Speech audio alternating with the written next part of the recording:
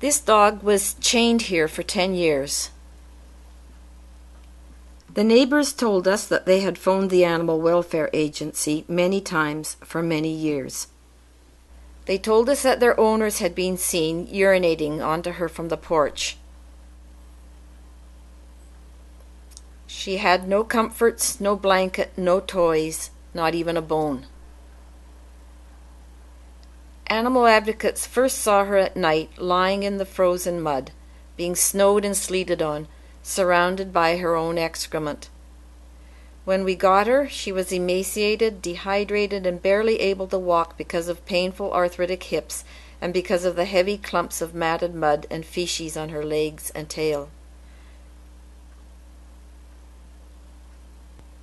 We got her by rescuing her the same way thousands of other people have rescued dogs.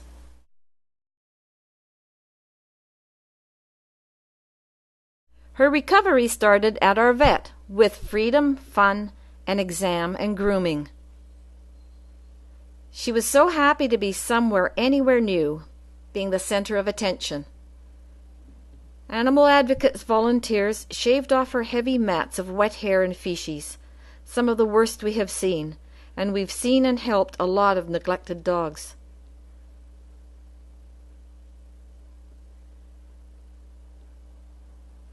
Now she can even wag her tail, now that it isn't so heavy anymore.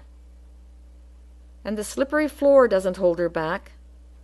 She's off to see what else is new. This is how thin she was everywhere. Now for a bath. She didn't love the soap and water, but she loved being touched and fussed over. This will be her first night in a warm, snug bed. Perhaps the first in her whole life. This is her homecoming party. 2 amazing people, Mike and Alyssa, took one look at her, put their arms around her, and said, "We're taking her home." Her owners had named her Judith.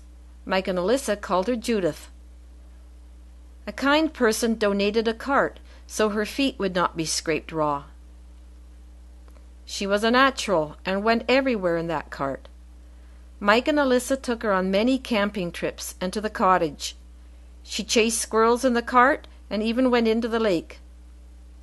Ambleside was another favorite place where she could play without the cart and socialize with other dogs.